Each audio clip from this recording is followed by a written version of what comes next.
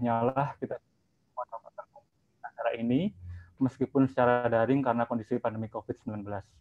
Pada kuliah pakar kali ini akan disampaikan oleh Dr. Taufik Nurbudaya, SPU Konsultan, dengan topik Update on Prostate Cancer Part 2.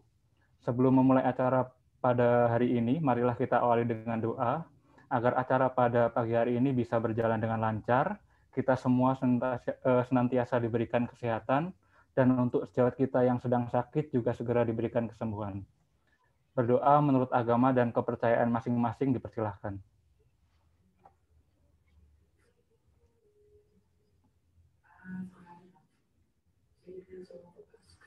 Berdoa selesai. Baik, selanjutnya kepada pemateri kita hari ini, Dr. Taufik Nurbudaya, SPU Konsultan, dipersilahkan.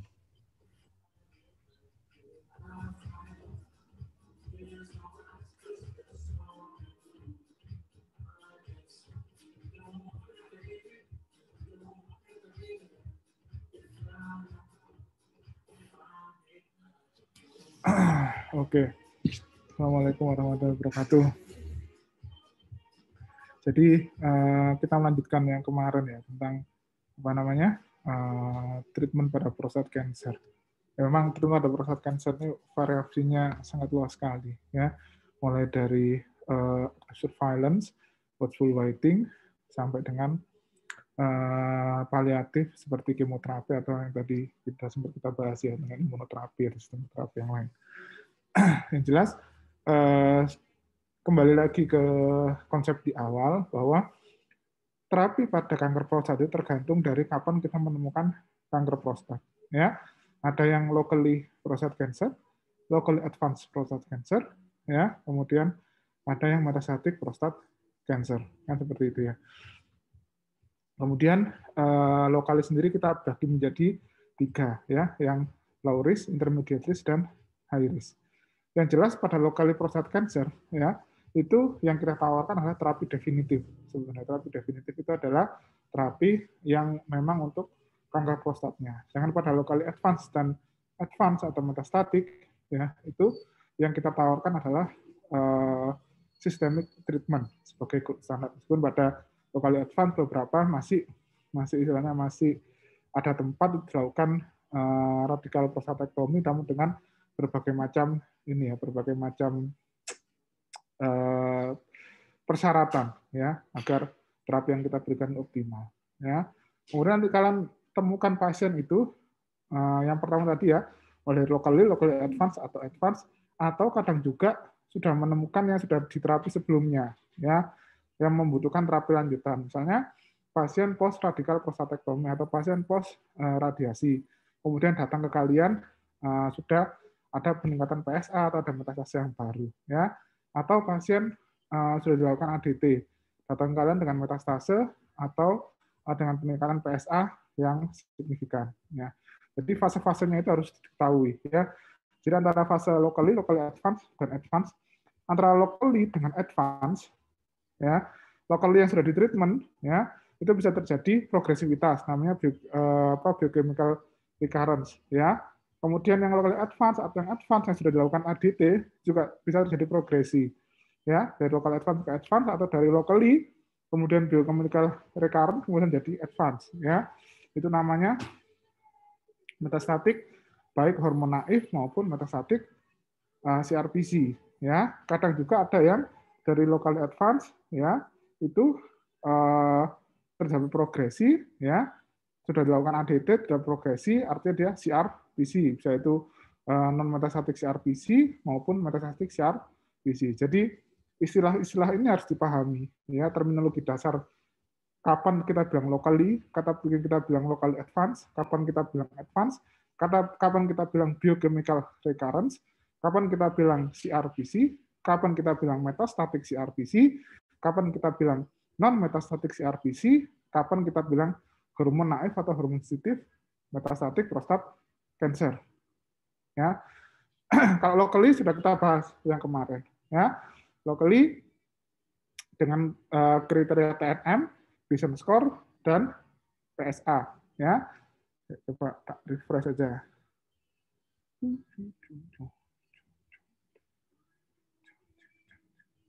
Ini ya.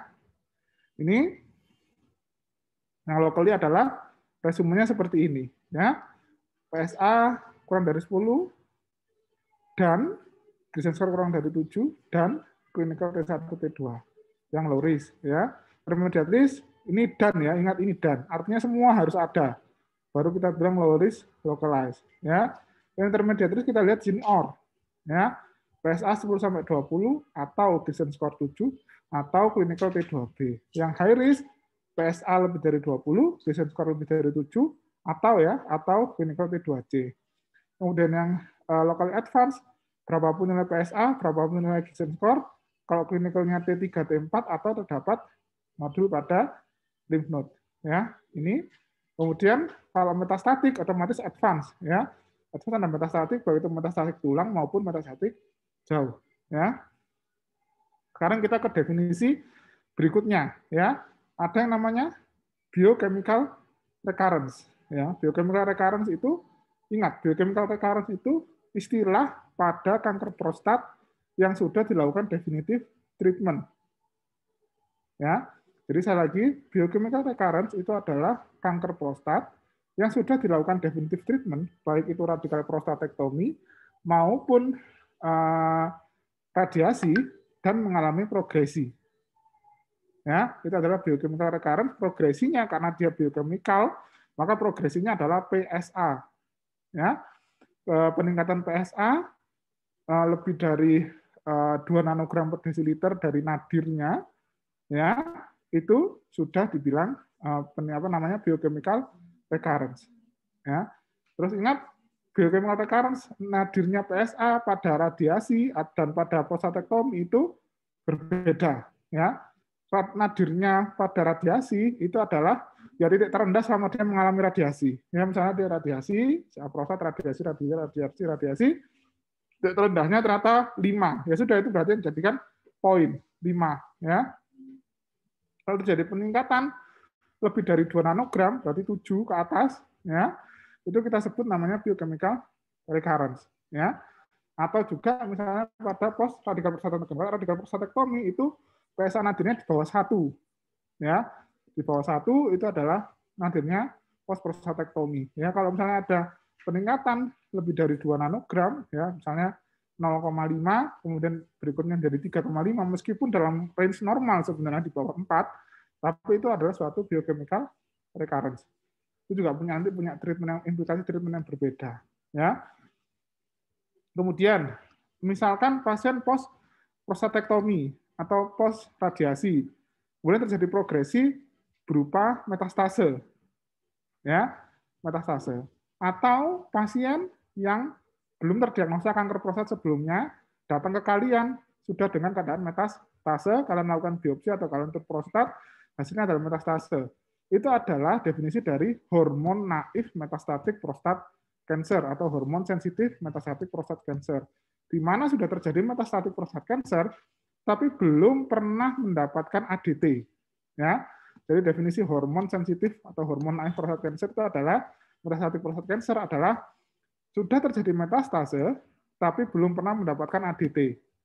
Baik itu kalian temukan secara langsung, misalnya pasien datang sudah dalam keadaan metastase, kanker prostatnya, atau post prostatektomi atau post radiasi, mungkin tidak pernah kontrol atau lost follow up, tiba-tiba datang dengan keadaan metastase. Itu adalah hormon naif atau hormon sensitif metastatik prostat cancer.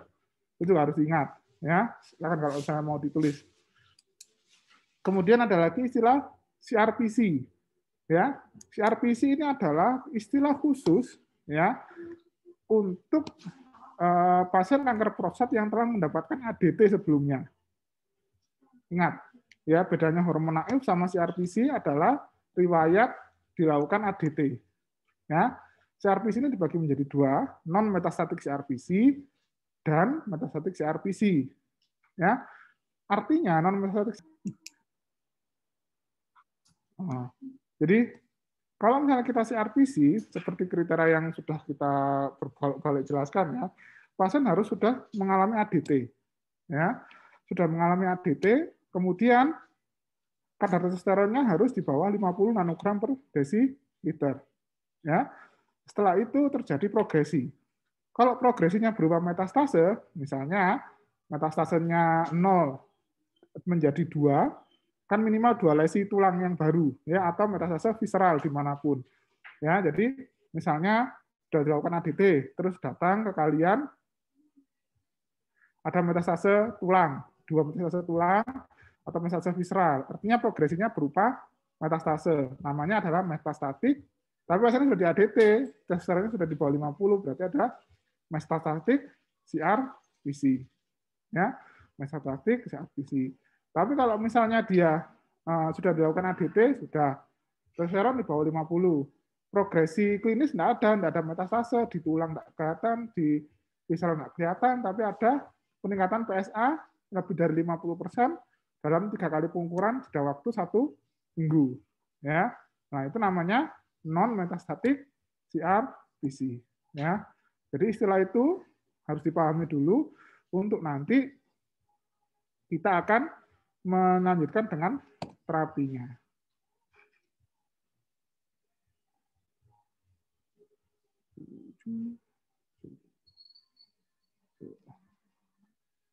Nah, ini ya.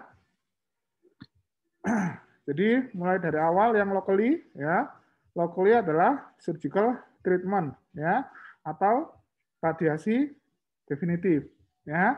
Sekarang kita lihat, ya. Jadi, oke, watchful waiting sama active surveillance yang pertama, ya. Pada low risk prostate cancer, ya. Low risk prostate cancer kita harus membagi menjadi life expectancy-nya kurang dari 10 tahun atau lebih dari 10 tahun, ya. Kalau kurang dari 10 tahun, yang kita sarankan adalah watchful waiting atau beda. Active surveillance, ya, bukan watchful waiting. Watchful waiting itu pada kasus-kasus yang sudah advance, ya. Jadi kita harus bedakan juga di sini antara watchful waiting dengan active surveillance, ya. Kalau watchful waiting itu biasanya apa ya istilahnya?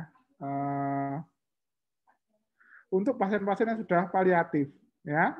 Paliatif dengan life expectancy kurang dari 10 tahun, ya.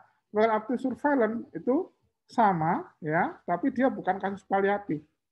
Ya, jadi misalnya pada low risk prostate cancer dengan life expectancy kurang dari 10, ya. Nah, itu dilakukan active surveillance. Jadi kalau misalnya ada progresi, kita harus segera memberikan terapi seperti itu, ya. Kemudian surgical ini biasanya pada intermediate dan high risk, ya. Jadi tergantung dari apa namanya life expectancy-nya dan skor apa namanya ECOG skornya, ya, karena si skornya, ya. Radiasi juga sama. Ini sebenarnya sejajar, ya, radiasi sama operasi ini. Di antara intermediate, di low risk juga ada tempat, di intermediate ada tempat, di high risk juga ada tempat, ya. Kemudian ini focal treatment pada kanker prostat, ya, krioterapi, kemudian HIFU, ya. Ini juga, tapi ini masih istilahnya gitu tidak disarankan pada semua locally prostate cancer, tapi ini hanya memang pada locally prostate cancer, ya, yang locally advance dan advance tidak ada tempat untuk dilakukan apa namanya focal treatment, ya, contohnya dengan menggunakan HIFU atau dengan menggunakan krioterapi, ya. Jadi pada locally prostate cancer pilihannya adalah active surveillance, surgical, ya, kemudian ada radioterapi, kemudian ada juga focal treatment seperti krioterapi dan HIFU. Itu yang harus diingat pada locally pilihannya 4 itu. Artinya apa? Artinya ADT ya itu tidak ada tempat pada locally prostate cancer kecuali sebagai adjuvan, ya. Bahkan pada intermediate prostate cancer atau high risk prostate cancer kita memutuskan untuk melakukan radikal prostatektomi, ya. Radikal prostatektomi itu definitifnya. Ternyata dari hasil spesimen PA-nya, misalkan ada involve ke kelenjar getah bening, ya, berarti kan sebenarnya sudah tidak locally lagi stadiumnya, jadi local advance. Maka dari itu dia ditambahkan dengan ADT. Atau radikal prostatektomi dari hasil apa namanya pemeriksaan patologi, spesimennya itu belum free margin. Nah, kalau sudah belum free margin seperti itu bisa ditambahkan dengan ADT, ya, ADT long term, ya. Jadi sifatnya bukan terapi utama, mainstay utama pada locally prostate cancer ADT itu, ya. Jadi adjuvan. Ya, ini ya. Watchful waiting itu adalah ya sama, dia ya nggak melakukan tindakan apa-apa. Kemudian pada palliative goal dengan life expectancy kurang dari 10 tahun untuk meminimalisir toksisitas terapi. Ya, jadi pada pasien-pasien dengan advanced prostate cancer dengan life expectancy-nya rendah, daripada kamu kemo, ya, kamu nambah efek toksik dari sistemik kemonya, nambah efek toksik juga pada finansialnya, ya, mendingan dilakukan watchful waiting. Sedangkan active surveillance sendiri ini sifatnya kuratif, jadi kita harus follow up secara berkala. Kalau misalnya dia ya low risk prostate cancer, kemudian dia ada tendensi untuk meningkat ke intermediate risk, ya harus kita lakukan treatment, ya contohnya dengan mengubah dari surveillance menjadi radical prostatectomy atau mengubah active surveillance menjadi radiasi, ya seperti itu. Ini perbedaan active surveillance dan watchful waiting, ya kuratif, paliatif, follow up-nya sudah schedule, ini tergantung dari kondisi pasien, ya. Asesmennya digunakan ya pemeriksaan fisik, kemudian PSA, MRI, atau kalau perlu kan radiopsi. Kalau ini tidak ada spesifik ya, jadi individualized, ya. Ekspektasinya lebih dari 10 tahun, yang kurang dari 10 tahun. Kemudian ini meminimalisir toksisitas pada terapi, ya. Ini pada low risk pasien, active surveillance, ya. Ini watchful waiting biasanya pada advance, ya. Nah, ini ya. Nah, ini radical prostatectomy, ya. Jadi pengambilan prostat, vesicula seminalis, kemudian pelvic lymph node, ya, bisa semuanya, ya. Kita lihat di sini, kalau misalnya low risk dengan ekspektasi lebih dari 10 tahun, ya, itu pilihannya adalah tadi active surveillance, nomor 2-nya ada tempat untuk dilakukan radical prostatectomy atau radiasi. Kalau pada intermediate risk, pilihan utamanya adalah radical prostatectomy, kemudian radiasi, kemudian active surveillance. Ya. Pada high risk, pilihan utamanya adalah radiasi, kemudian berikutnya adalah radical prostatectomy. Seperti itu ya. Jadi yang mutlak dilakukan radical prostatectomy pada intermediate risk. Mutlak, ya. Pada low risk ada tempat, tapi tergantung dengan life expectancy-nya, dengan ECOG-nya. Pada high risk juga ada tempat, tergantung dari life expectancy-nya, kemudian ECOG-nya juga, ya kondisi fisik pasiennya. Ya ini ada EBRT, ya komplikasinya ya bisa sama disuri, frekuensi, hematuri, diare, ya. Ini yang bisa, yang bagus dengan menggunakan brachytherapy, ya brachytherapy baik itu low dose maupun dengan high dose, tapi ya ini tidak berbeda bermakna, ya. Nah ini pada locally advanced, ya locally advanced ada beberapa yang masih melakukan radical prostatectomy, misalnya, ya pada kasus-kasus di mana T-nya itu masih rendah, ya misalnya pada T2, ya atau T1 dengan N yang positif, ya node-nya positif, tetap kita lakukan radical prostatectomy dengan pelvic lymph node dissection, ya kemudian T3, kalau T4 kita tidak pernah melakukan radical prostatectomy, T3 itu kita melakukan radical prostatectomy, ya T3 0M0, ya itu kita melakukan radical prostatectomy, atau tadi itu N-nya positif tapi T-nya itu masih T1 atau T2, kita melakukan radical prostatectomy. Cuman ajuvannya adalah kita menambahkan ADT. Ya kalau tadi kita bilang ya, pada low risk, intermediate risk, sama high risk, ya ADT itu tergantung dari temuan hasil operasi. Ya, jadi misalnya sudah dilakukan radical prostatectomy, ternyata lymph node-nya positif, maka bisa ditambahkan dengan ADT selama 2-3 tahun. Radical prostatectomy, marginnya positif, kita bisa tambahkan ADT 2-3 tahun. Pada locally advanced, kalau kita melakukan radical prostatectomy, wajib hukumnya menambahkan ADT, ya. Wajib hukumnya menambahkan ADT pada locally advanced yang dilakukan radical prostatectomy, ya. Atau ADT alone. Sudah, kalau misalnya dia tidak fit untuk dilakukan operasi, maka pilihan terapinya adalah ADT alone, ya ADT. Pilihan utamanya. Ya, hormon terapi, testosteron lowering terapi ini bisa orchidectomy, ya estrogen, LHRH agonis, LHRH antagonis, anti-androgen, baik yang steroid maupun yang non-steroid. Kemudian bisa juga generasi anti androgen generasi baru, ya generasi ketiga. Abiraterone, apalutamid, darolutamid, enzalutamid. Yang ada di Indonesia, enzalutamid, ya, Xtandi, ya namanya, apalutamid, ya, Erlida. Abiraterone yang banyak sekarang, ya. Awalnya dulu jadi gatok, sekarang ada biratan, kemudian abiran, macam-macam, ya. Kemudian apa namanya?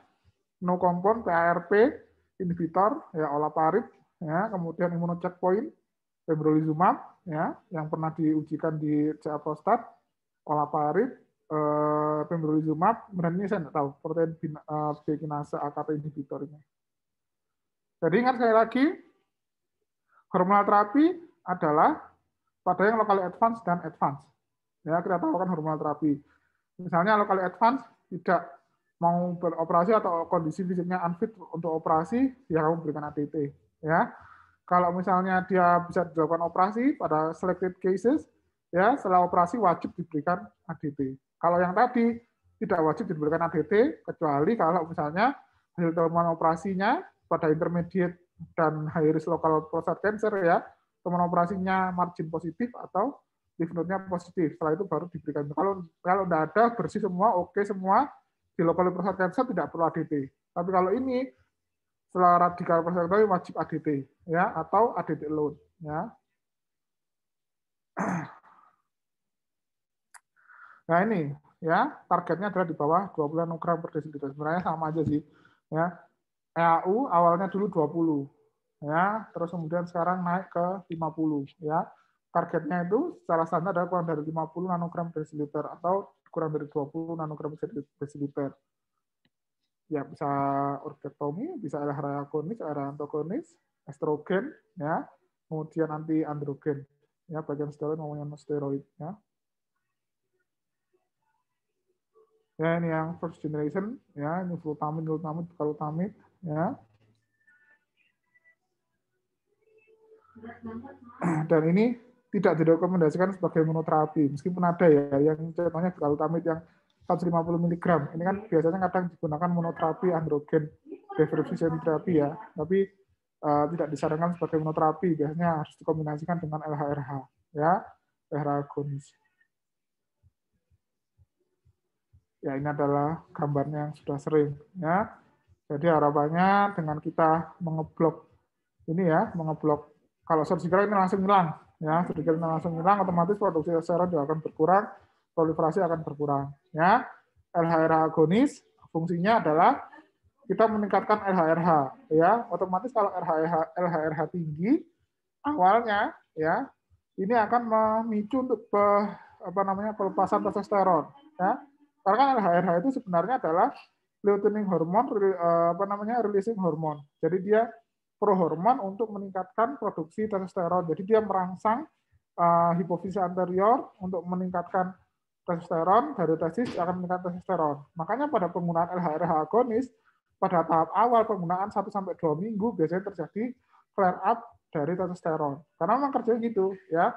LHRH agonis masuk ke dalam darah, ya, akan direspon sebagai hipotalamus. Oh, itu ada prohormon yang digunakan untuk memicu pengeluaran testosteron. Oke, LHRH agonis, hipotalamus menyuruh ke hipofisis anterior. Hipofisis anterior meriliskan hormon LH dan FSH, merangsang testis untuk mengeluarkan testosteron. Ya, pada saat awal inilah terjadi flare up testosteron pada penggunaan LHRH agonis. Oleh karena itu, pada saat terjadi flare up testosteron ini sebaiknya dikombinasikan dengan anti androgen, ya, baik itu bicalutamid biasanya kita berikan 1 minggu sebelum dan 1 minggu sesudah injeksi dari LHRH agonis. Setelah itu boleh di stop dan dilanjutkan hanya LHRH agonis saja, ya. Setelah LHRH agonis masuk, hipotalamus memerintahkan hipofisis anterior mengeluarkan LH dan FSH, testis berespon terhadap rilisnya LH dan FSH, akan meningkatkan testosteron. Oleh karena itu, testosteron yang meningkat di awal pemberian LHRH agonis harus di stop dengan anti androgen, ya. Setelah itu akan terjadi titik jenuh karena peningkatan LHRH yang kita berikan. Pada saat sudah melampaui titik jenuh itu, dia akan menurunkan produksi LHRH. Kalau LHRH produksinya menurun, hipofisa anterior, produksi LH dan FSH juga akan menurun. Akhirnya produksi testosteron dari testis juga akan menurun. Ya, jadi melalui mekanisme umpan balik. Yang kedua adalah LH-RH antagonis. Kalau LH-RH antagonis ya otomatis dia akan langsung mengeblok LH-RH-nya. LH-RH-nya kadarnya turun, dia ke hipofisa anterior, kemudian LH dan FSH-nya juga turun, otomatis produksi testosteronnya turun. LH-RH antagonis ini tidak memerlukan antiandrogen pada terapi awalnya. Ya, kemudian bisa juga dengan menggunakan antiandrogen langsung di testisnya ini, ya, contohnya dengan orgidektomi atau dengan menggunakan antiandrogen yang baik itu steroid maupun yang non steroid. Ya, ingat bahwa 95% produksinya dari testis, ya, sisanya berasal dari kelenjar adrenal atau lemak atau intratumoral. Ya. Oh, ini sudah saya jelaskan. Ya. Ini mekanisme umpan balik. Jadi kalau misalnya kita memberikan ini dalam jumlah yang banyak, ini juga akan jumlahnya banyak, testosteronnya akan meningkat, ya, meningkat jadi flare up, jadi dicegah dengan antiandrogen. Ya, ini memberikan feedback negatif ke sini melalui titik jenuhnya, sehingga dia akan mengurangi produksi GnRH, mengurangi produksi LH, FSH, testosteron juga akan berkurang. Tapi kalau yang GnRH atau LH-RH antagonis langsung diblok di sini, ya, langsung diblok. Ini menurun, ini juga menurun. Ya.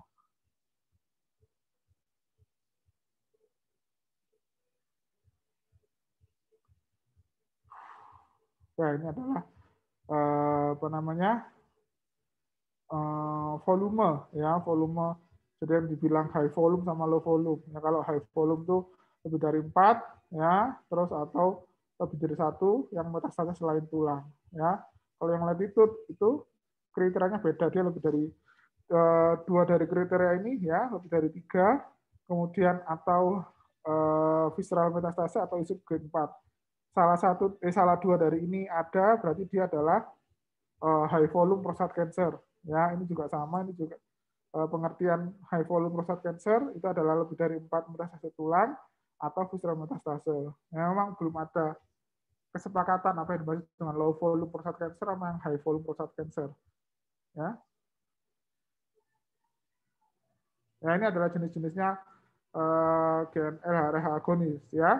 Ada napros, ya, daprolin, divalin, elektrum, indrolin, eligard-nya leoprolid, napros juga leoprolid, ya.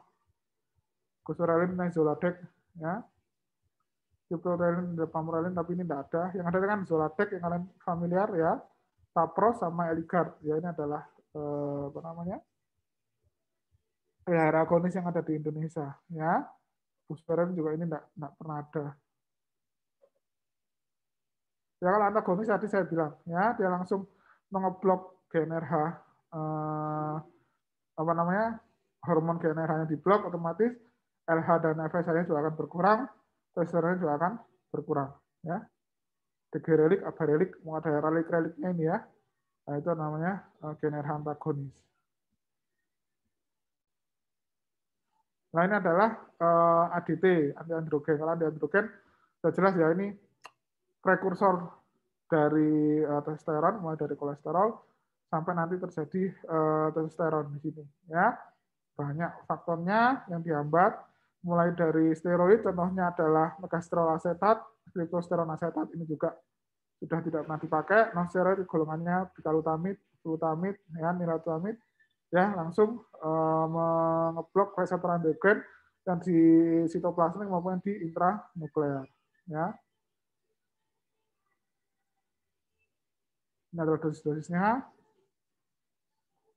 Megastrol asetat ini masih ada di Indonesia, cuman sudah jarang dipakai karena dia sifatnya steroid. Ya, kita tahu efek samping dari steroid itu sangat banyak sekali, ya, mulai dari diabetes mellitus, hipertensi dan lain sebagainya. Makanya prefer orang menggunakan non steroid, contohnya adalah flutamid, nilotamid, betalutamid. Nah, ini ada betalutamid yang sangat populer, ya, Casodex gitu, ya, yang dipakai. Kemudian ini adalah apa istilahnya, obat-obat baru dalam antiandrogen, ya, apa enzalutamid, ya. Jadi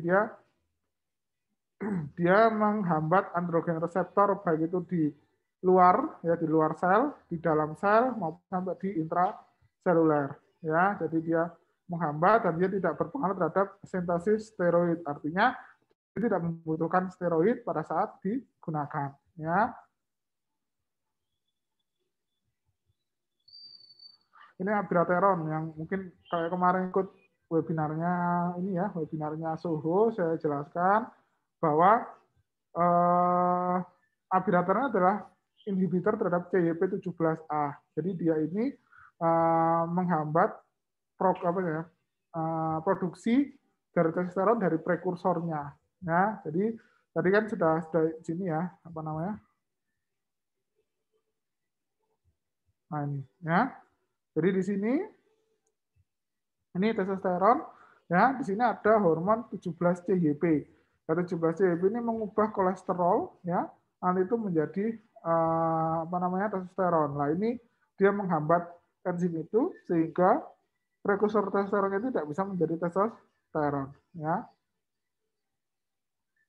Kemudian dia juga menghambat ini ya CYP dari progesteron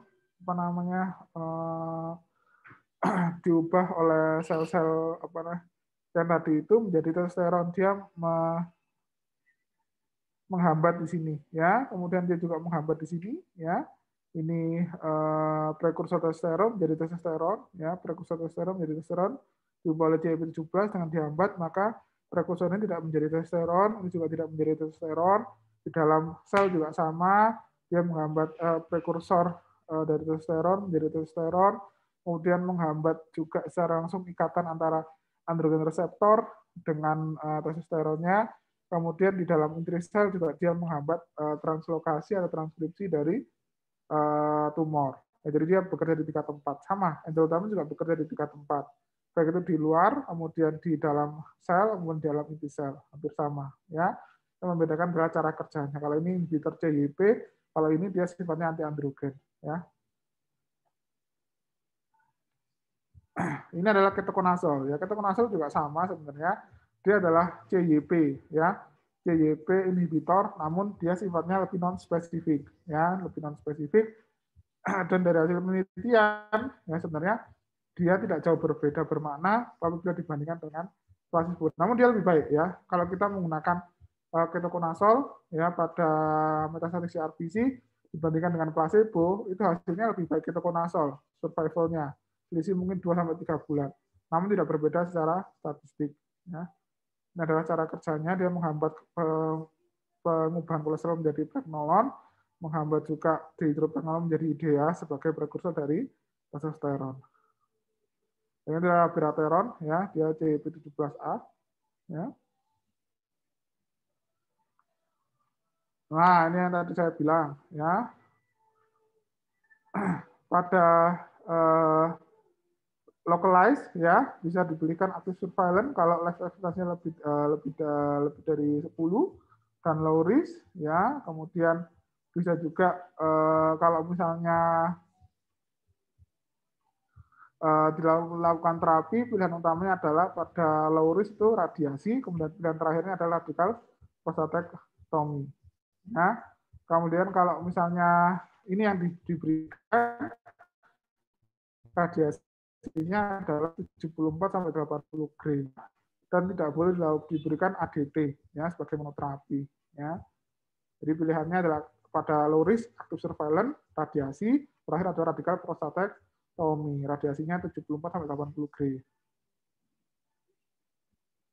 Kalau intermediate risk tetap pilihan utamanya adalah radical prostatectomy. Pilihan keduanya adalah radiasi, ya.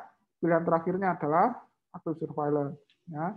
Radical prostatectomy, kemudian nerve sparing, dia dilakukan PLND, ya. Kalau radioterapi dengan dosis kurang lebih sama ya, 74 sampai sekitar 80-an gram, ya. Kemudian otot terapeutik bisa diberikan karyoterapi atau HIFU, cuman ini sifatnya adalah masih trial, ya, belum benar-benar direkomendasikan, ya. Tidak boleh diberikan ADT monoterapi. Ya, ini ya kesimpulan-kesimpulan aja. Ya, ini yang high risk tetap radical prostatectomy, ya. Kemudian dilanjutkan dengan PLND, pilihan keduanya bisa radioterapi, ya. Kemudian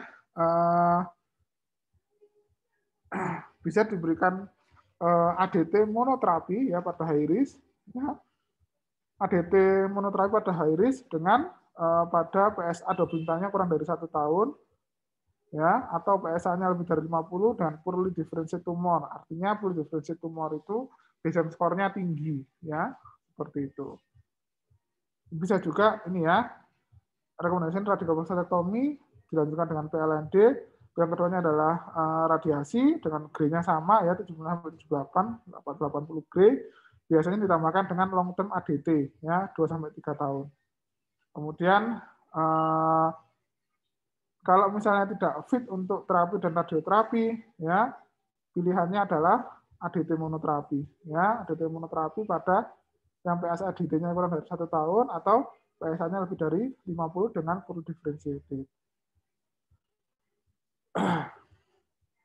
Local advance. Tadi ya saya bilang bisa diberikan radikal prostatektomi, ya, tapi dia tidak sendiri, harus disertai dengan ADT, ya, harus disertai dengan ADT, tetap harus dilakukan pelvic node resection, kemudian bisa diberikan radioterapi, kemudian ditambah dengan ADT, long term ADT kurang lebih 2 tahun, ya. Kalau misalnya tidak fit untuk operasi dan radioterapi, ya, bisa diberikan monoterapi ADT dengan PSA ADT kurang dari 1 tahun atau PSA lebih dari 50 tahun. Ya. Jadi kalau tadi itu kita lihat perbedaannya dengan high risk, ya. Kalau high risk yang pertama radikal prostatektomi dan PLND, kemudian yang keduanya adalah radiasi, kemudian ditambah dengan ADT 2-3 tahun, ya. Jadi radiasi plus ADT atau bisa juga dengan ADT dengan PSA ADT kurang dari 21 tahun dan PSA lebih dari 50. Kalau lokal advance, RP pada kasus tertentu tadi yang saya ceritakan disertai dengan PLND atau bisa juga dengan terapi yang kedua adalah radiasi plus ADT 2 tahun, ya. Kemudian bisa juga ADT monoterapi pada PSA ADT kurang dari 1 tahun dan PSA atau PSA lebih dari 50 dan ini dan ya.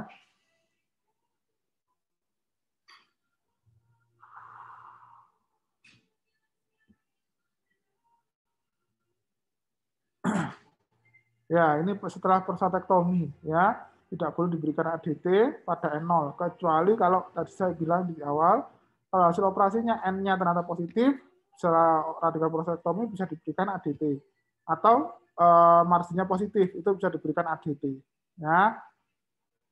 Kemudian kalau misalnya pada post radioterapi itu bisa diberikan ADT ya pada yang ini ISO grade-nya 45 P3 dengan positif margin ya. Jadi setelah operasi bisa diberikan ADT pada kasus-kasus yang tadi saya bilang, kemudian ADT dengan IMRT atau dengan radiasi ya.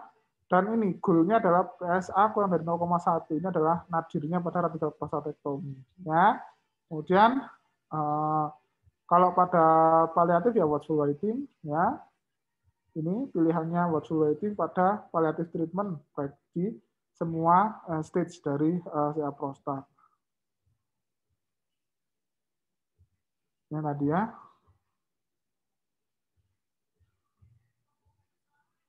Oke, ini ya. Oh sorry ya. Pada radikal prostatektomi ya peningkatan PSA lebih dari 0,4 ya itu adalah biochemical recurrence. Tadi yang saya ceritakan yang ini ya. Jadi tadi saya bilang di awal biochemical recurrence itu adalah terjadinya progresi laboratoris ya, terjadinya progresi laboratoris pasca definitive treatment dari kanker prostat, baik itu radiasi maupun radikal prostatektomi. Pasca radikal prostatektomi ya, kalau meningkat lebih dari 0,4 itu adalah suatu BCR ya, biochemical recurrence. Pada radiasi lebih dari 2 dari nadirnya ya itu adalah suatu biochemical recurrence ya. Pilihannya paling gampang ya.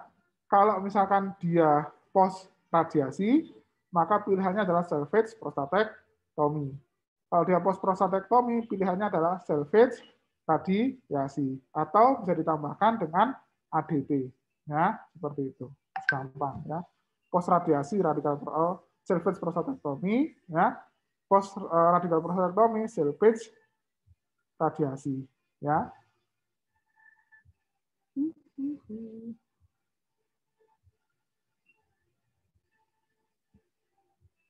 Nah, ini CRPC ya, 50. Dan ini kalau ini tanpa ini namanya non metastatik CRPC ya. Kalau ini plus ini namanya metastatik CRPC ya. CRPC pilihannya kalau misalkan kalau dia non metastatik ya, non metastatik kita harus tahu dia high risk atau low risk ya. Kita lihat PSADT-nya ya, PSADT-nya kalau kurang dari 1 tahun PSADT-nya maka dia high risk non metastatik prostat cancer ya. Pilihannya adalah ADT-nya dilanjutkan ditambahi dengan anti androgen yang golongan terbaru. Contohnya adalah apalutamid atau duralutamid ya. Tapi kalau misalnya dia non metastatik CRPC ya dengan PSADT-nya lebih dari 1 tahun ya, maka pilihannya adalah watchful waiting. Ya, ini kata akeh ngono ya. Kayak gitu ya. Kalau kamu dengan CRPC dilihat dulu non metastatik atau metastatik ya. Kalau dia metastatik CRPC ya. Kalau dia metastatik nanti ada bagannya sendiri. Kalau dia non metastatik dilihat PSADT-nya. Kalau PSADT-nya kurang dari 1 tahun, maka pilihannya adalah dengan third generation of anti androgen, golongannya apalutamid, durlutamid ya. Kalau misalnya dia non metastatik CRPC ya dengan PSADT lebih dari 1 tahun, observation ya. Kemudian kalau metastatik CRPC apa ini? Follow up. Follow up apa? Follow up-nya yang PSA ya, atau C, kalau perlu MRI ya, yang paling penting itu ya. Pada hormonal treatment ya tetap ada PSA, rektal C, kemudian MRI ya, sama aja sih. Bone scan ya, kalau ada bone scan ya bone scan ya. Tadi saya lanjutkan ya. CRPC kalau tadi kita bisa menentukan dia non metastatik, kita lihat PSADT-nya. Kalau PSADT-nya kurang dari 1 tahun, kita tambahkan dengan third generation anti androgen, golongannya apalutamid, durlutamid ya. Kalau misalnya dia lebih dari 1 tahun, PSADT-nya close observation. Kalau metastatik CRPC ya, metastatik CRPC selalu ADT-nya tetap dilanjutkan. Mainstay-nya ADT harus selalu dilanjutkan ya pada CRPC, baik yang metastatik maupun yang metastatik. Kemudian kita akan bagi menjadi 4 seperti kemarin kuliah saya di Soho ya. Apakah dia sudah pernah kemo, sudah pernah dapat agen terbaru dari anti androgen ya. Kalau dia belum kemo ya, belum mendapatkan anti androgen yang baru, pilihannya adalah kemo docetaxel ya atau anti androgen yang baru, contohnya enzalutamid ya, kemudian abiraterone ya. Kalau dia ini belum dua-duanya ya, belum kemo, belum dapat anti androgen ya. Kalau dia sudah kemo, belum mendapatkan anti androgen ya, pilihannya adalah di anti androgennya itu diberikan abiraterone atau enzalutamid. Kalau bisa juga kemoterapi docetaxel rechallenge atau second line kemo menggunakan cabazitaxel.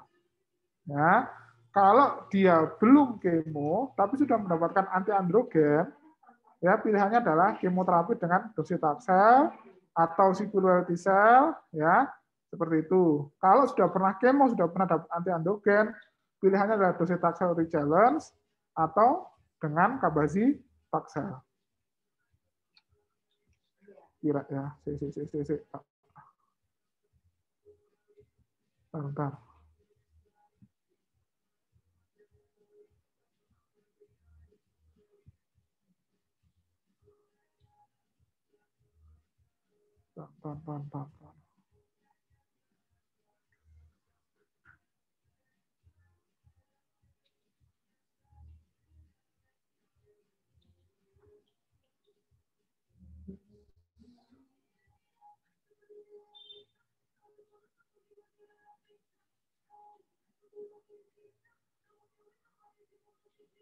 Nah, ini paling gampang sih algoritma ini. Ini algoritmanya NCCN ya. Kita lihat algoritmanya NCCN ya. Semoga bisa membantu dan nggak tambah bingung. Ya. Kita lakukan definitive therapy pada localized. Definitive terapinya bisa macam-macam. ya bisa radiasi, bisa radikal prostatektomi, ya. Setelah radiasi, setelah radikal prostatektomi, ya, PSA-nya persisten atau recurrent, artinya terjadi apa ini? Opo? Biochemical recurrence. Biochemical recurrent, ya. Kalau post RP pilihannya adalah salvage salvage radioterapi, ya.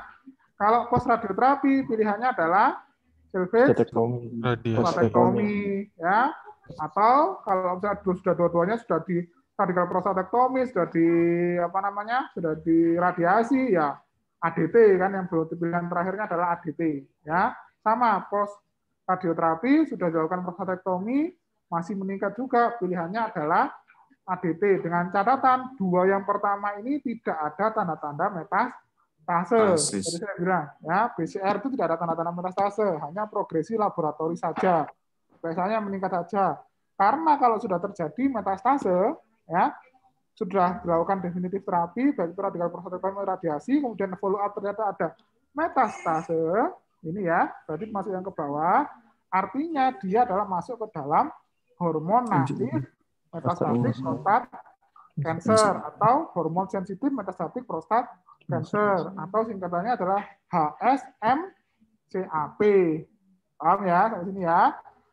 Kalau misalnya pada N1 on ADT, berarti kan sudah locally advance ya, locally advance on ADT, ternyata ada progresi, ya, progresinya kalau dia M0, ya, berarti kan kalau ini sudah ada ADT kan, sudah di ADT kan, ada progresi, maka namanya kalau sudah ADT plus progresi, CRPC. Sekarang kita tinggal kalau CRPC-nya itu M0, maka non metastatik CRPC atau M0 CRPC. Ya, tadi kita akan lanjut. Kira-kira ini apa yang kita pertimbangkan kalau M0 CRPC? PSADT. PSADT, kita lihat kalau PSADT-nya tinggi, ya kita berikan apa namanya, anti androgen generasi yang berikutnya itu. Ya, kalau PSADT-nya rendah, low risk, artinya observasi. Kalau ini yang tadi M1 CRPC, nanti saya jelaskan di belakang ya.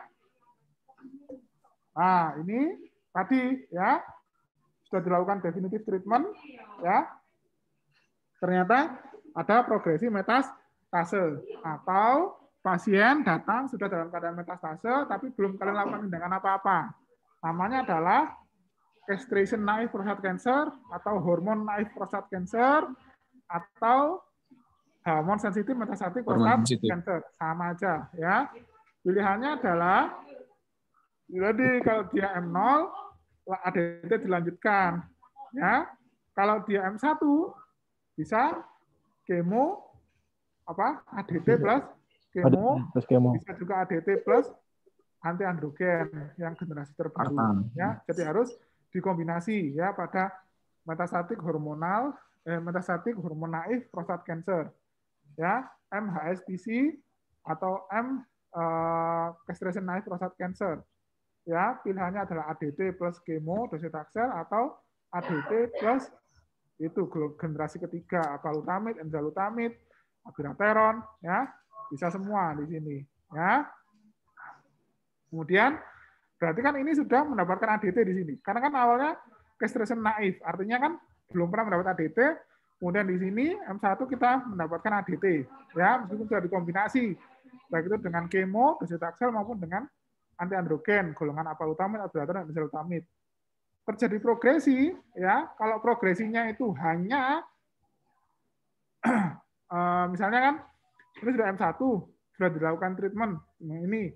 Kalau misalnya dia metastasenya dari M1 menjadi M0, tapi terdapat peningkatan apa namanya PSA yang terus-menerus, balik lagi grafiknya yang tadi ya, M0 CRPC atau non metastatik CRPC.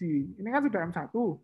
Kemudian dilakukan imaging, M1-nya hilang, tapi PSA-nya berprogresi. Namanya M0 CRPC. Kalau misalnya tetap ada metastasenya tetap ada, ini kan sudah M1, ini tetap metastase dengan peningkatan PSA, namanya adalah MCRPC kan ini sudah M1, sudah diberikan ADT, ya, metastasenya berprogresi, kemudian sudah diberikan ADT, ternyata masih ada progresi, maka adalah M1 CRPC. Tapi kalau dia M1 diberikan ini, metastasenya hilang, hanya PSA-nya yang berprogresi, maka dia M0 CRPC, ya, atau non metastatik CRPC. Nah ini non metastatik CRPC, ya. Kalau dia PSA-DT-nya lebih dari non metastatik CRPC, ADT-nya dilanjutkan tetap ya. Mainstay ADT itu harus dilanjutkan terus. Mulai kamu nanti mendapatkan mulai treatment ADT, kamu start treatment ADT sampai pasien itu meninggal juga harus dapat ADT, ya. Kalau PSA-DT-nya lebih dari 10 bulan, biasanya 1 tahun ya, saya nggak pakai 10 bulan, 1 tahun lah paling gampang diingat ya. Kalau PSA doubling time-nya lebih dari 1 tahun, cukup observasi, ya. Kalau PSA DT-nya kurang dari 1 tahun, ya ini harus lebih agresif, ya. Kita menggunakan apalutamid, darurattamid atau enzalutamid, ya. Kalau setelah ini juga masih terjadi progresi, tetap kita lihat lagi kalau progresinya itu hanya PSA tanpa adanya tanda-tanda metastase, maka tetap akan masuk ke M0 CRPC, ya. Tidak perlu dilakukan tindakan apa-apa, ya. Tapi kalau misalnya sudah terjadi M0 metastase, M0 CRPC, kemudian progresi sudah diberikan ini, ternyata progresi menjadi M1, maka pilihannya adalah M1 CRPC. Nah, ini M1 CRPC, ADT selalu dilanjutkan, tambahan, ya kalau metastasenya tulang, biasanya ditambahi denosumab atau zoledronic acid, ya bisa juga memberikan radiasi paliatif, ya. Ya, kalau misalnya dia non adenokarsinoma bisa langsung start kemo, baik itu cisplatin etoposide, karboplatin etoposide atau docetaxel karboplatin. Ini kalau misalnya hasil PA-nya bukan adenokarsinoma, tapi ini kan sangat jarang sekali. 95% kan pasti adenokarsinoma. Ini yang tadi saya bilang. M1 CRPC pada adenokarsinoma prostat. Kalau belum pernah dapat docetaxel, belum pernah dapat hormon, pilihannya ADT dilanjutkan plus bisa abirateron, bisa docetaxel, bisa enzalutamid. Ya. Sudah pernah docetaxel, belum pernah dapat hormon treatment, maka pilihannya adalah bisa hormon treatment ya abirateron, enzalutamid, bisa ditambahkan second line chemo, cabazitaxel. Ya. Sudah pernah mendapatkan hormon treatment, tapi belum pernah mendapatkan docetaxel, pilihannya adalah docetaxel, ya karena belum pernah dapat docetaxel kan. Terus tapi sudah pernah mendapatkan hormon treatment, baik itu abirateron atau enzalutamid atau yang lain. Ya pilihannya adalah docetaxel atau sipulwel-ticel. Ya kalau sudah dapat docetaxel, sudah dapat hormon treatment, pilihannya adalah second line chemo, cabazitaxel atau docetaxel vigilance. Ya ini rekomendasi regimen ini pilihan terakhir ya, pilihan use daripada kaji apa-apaan istilahnya gitu ya. Gitu anunya kalau algoritmanya dari awal sampai dia ketemu MCRPC. MCRPC ini kondisi paling akhir dari kanker prostat sebelum ke kematian. Oke, seperti itu. Biasanya kalau sudah pernah dapat hormonal treatment ya seperti ini, tapi bisa diberikan pertimbangan hormonal treatment yang lain. Misalnya kamu sudah memberikan abirateron, berarti pilihannya yang lain adalah enzalutamid. Ya seperti ini sudah pernah mendapatkan misalnya enzalutamid, ya kamu ganti abirateron. Cuman anunya itu nggak signifikan. Ya kalau sudah dapat yang sejajar itu mau di-switch ke yang sejajarnya itu nggak signifikan. Ya, contohnya kalau abirateron sudah dapat abirateron dari progresi, meskipun diganti enzalutamid biasanya juga nggak akan banyak membantu.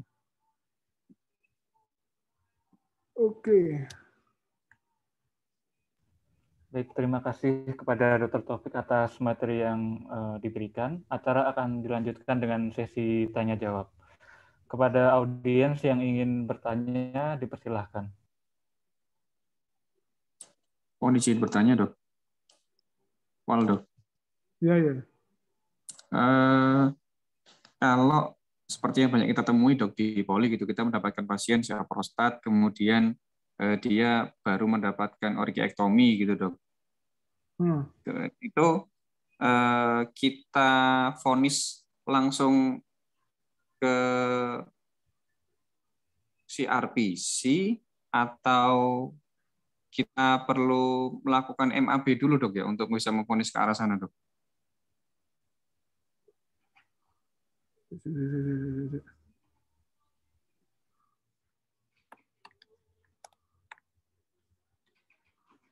Gimana? Sorry. Ada pasien dok usia prostat, kemudian dia sudah mendapatkan orkiektomi saja. Nah, itu kemudian kita mendapatkan PSA yang meningkat. Itu langsung kita vonis CRPC. Iya loh, CRPC. Sekarang tinggal yang mana CRPC-nya? Testosteronnya berapa? Testosteronnya belum mencapai titik nadir dok. Padahal dan dia baru mendapatkan orkiektomi saja. Itu kan sebetulnya nggak masuk dalam kriteria CRPC. Testosteronnya masuk enggak, testosteronnya berapa? Nggak masuk. Nggak masuk. Ya belum CRPC, no? Nah, bisa. Berarti masuknya ke CRPC itu pasti wajib testosteronnya harus di bawah 50, itu syarat pertama sudah. Kalau itu nggak masuk, ya bawahnya nggak akan ngefek. Berarti dia belum terkastrasi kan gitu. Belum terkastrasi. Ya bisa kamu tambahkan dengan anti androgen. gitu. Berarti kan masih castration naive prostate cancer. Iya dok. Masih baru dapat orkiektomi saja. Gitu. Ya, berarti kan dia masih castration naive prostate cancer. Ya, intinya kamu harus lihat dari testosteronnya. Kalau testosteronnya masih tinggi, itu berarti ya belum masuk dalam CRPC, belum castrate resistant. Castrate resistant itu syarat mutlaknya adalah testosteronnya harus di bawah 50 nanogram. Gitu. Gitu. Ya misalnya kalau post-odektomi bisa ditambahkan dengan anti androgen ya, kalau 50 mg ya, gitu. Itu jarang sih sebenarnya. Ada kalau kayak gitu. Saya belum pernah nemu ya.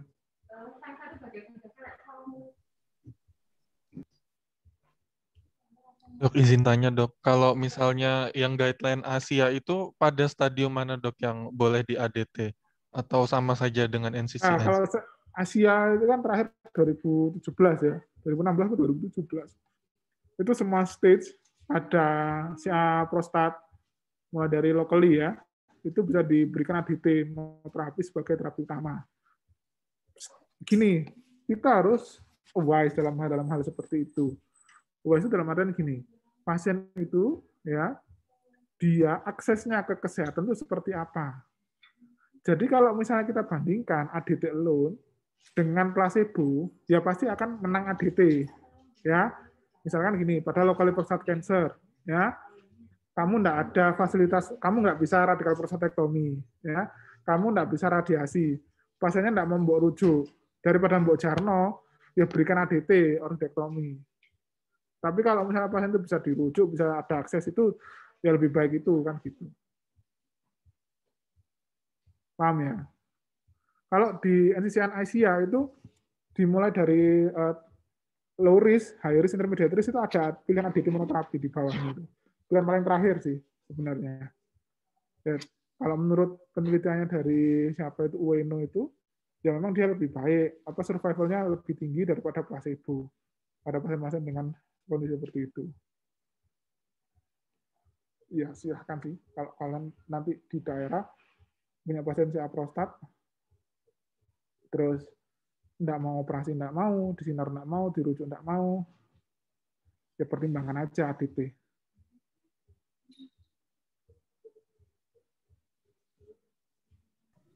Izin dok, bertanya dok. Pada non-metastatik CRPC itu dok, kan ada yang pada low risk itu kan ditentukan juga doubling time-nya dok. Izin dok, kalau misalkan kalau kurang dari setahun, 10 bulan atau setahun itu kan observasi lebih dari setahun anti androgen gitu. Tapi kalau kurang dari setahun agresif, enggak dok. Itu ada pilihannya untuk observasi gitu.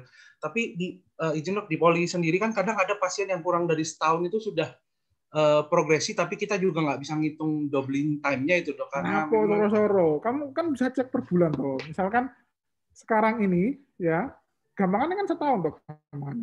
Sekarang ini PSA-nya berapa? 20. Harusnya kalau dia PSA DT-nya itu lebih dari setahun, berarti tahun depan itu harusnya maksimal berapa? 40 kan? Iya, Dok. Tahun depan itu 40. Dalam 3 bulan dia sudah capai 50. Kira-kira PSA DT-nya kurang dari 1 tahun apa lebih dari 1 tahun? Lebih, Dok. Ya kurang dari ya. tahun, Dok. Kurang dari. Doubling time. Iya, Dok. Kan gampangnya gini, misalkan kamu pasien di poli, saat ini PSA-nya 20, ya. Kalau PSA doubling time-nya itu 1 tahun, ya, atau lebih dari 1 tahun, maka tahun depan, ya, itu PSA-nya adalah maksimal 40, kan gitu. Tapi kalau 6 bulan berjalan dia PSA-nya sudah 50, kan sudah dipastikan PSA DT-nya itu kurang dari 1 tahun. Iya, Dok. Iya. Kalau ratusan gitu, Dok, dan naiknya cuma puluhan, Dok. Ya tetap. Oh iya, Dok. Tetap kan. Jadi kamu harus punya, misalnya sekarang 100. Berarti tahun depan kan maksimal harus 200 PSA-nya. Ya kan? Dok, Kamu bisa kira-kira lah. Berarti kalau setahun itu dia PSA-nya sekarang 100. PSA doubling time-nya maksimal 1 tahun itu berarti kan di tahun berikutnya maksimal 200. Berarti kalau penambahan 4 bulan, penambahan 6 bulan itu berarti kan maksimal 50. Kalau penambahan dari tiap 50 berarti dia sudah lebih dari kurang dari 1 tahun doubling time-nya kan gitu. Oke, Dok. Izin bertanya satu lagi, Dok. Untuk docetaxel challenge itu boleh sampai berapa kali, Dok? Izin, Dok. Karena memang kalau pasien BPJS kayak tadi kan tidak ditanggung gitu. Sekali 6 siklus. Oh. Itu dengan catatan dia pernah respon dengan docetaxel loh ya. Paham maksud saya? Enggak, Dok. Maksudnya gini, dia docetaxel ada respon, ya.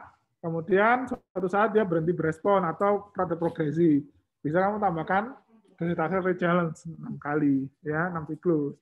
Atau kalau dari awal sudah tidak respon terhadap docetaxel ya, mbok yo muspro, mbok ulangi docetaxel mana ya. Jadi docetaxel dia dengan respon bagus, misalnya 6 bulan pertama PSA-nya bertahan di angka yang inisial PSA pada waktu kamu melakukan kemoterapi. Misalnya kamu start kemoterapi PSA-nya 50. 6 bulan pertama itu tetap PSA-nya 50. Ya. Kemudian 4 siklus atau berapa siklus berikutnya dia ada tren peningkatan. Ya, itu boleh kamu lakukan re-challenge nanti itu. Ya, 6 bulan 6 siklus lagi. Tapi kalau dari awal misalnya 50, bulan kedua 60, bulan ketiga 70, bulan keempat sampai nanti siklus ke-10 PSA-nya dari 200, kemudian ada metastase mana-mana ya jangan di re-challenge lah. Berarti kan dia memang dari awal sudah tidak berespon terhadap docetaxel. Gitu. Cari yang lain. Oke, baik, Dok.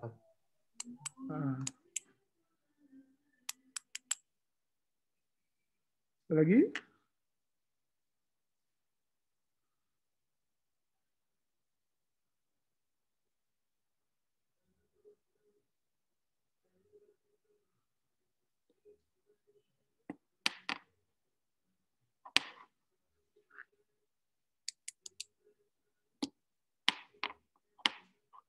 Nggak ada.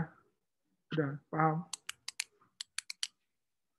Ya, intinya adalah di tahap mana kamu menemukan pasien itu. Itu aja sih.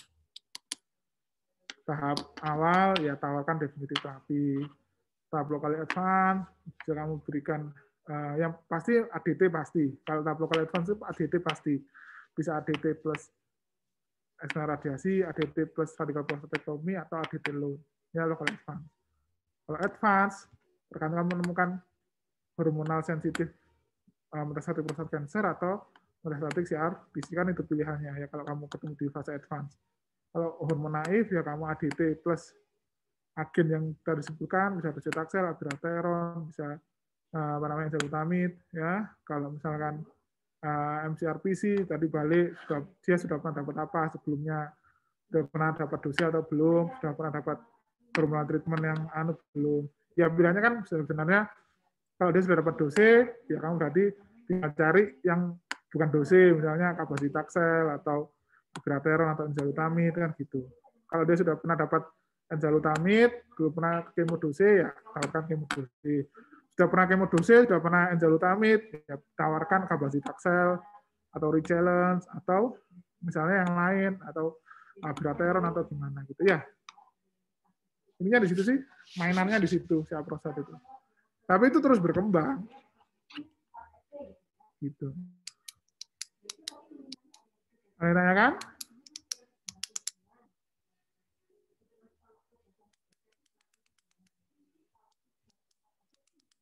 Mana ya? Ya sudah. Ngapa, Bro? Oh. Masker gak enak ternyata. Baik, terima kasih kepada Dr. Taufik atas materi yang diberikan. Semoga menjadi amal jariah bagi dokter. Terima kasih pula kepada seluruh audiens atas atensi dan antusiasmenya. Saya selaku MC mohon maaf bila ada salah kata dan perbuatan. Sekian, terima kasih. Wassalamualaikum warahmatullahi wabarakatuh. Waalaikumsalam warahmatullahi wabarakatuh. Terima kasih, Dokter. Terima kasih, dokter.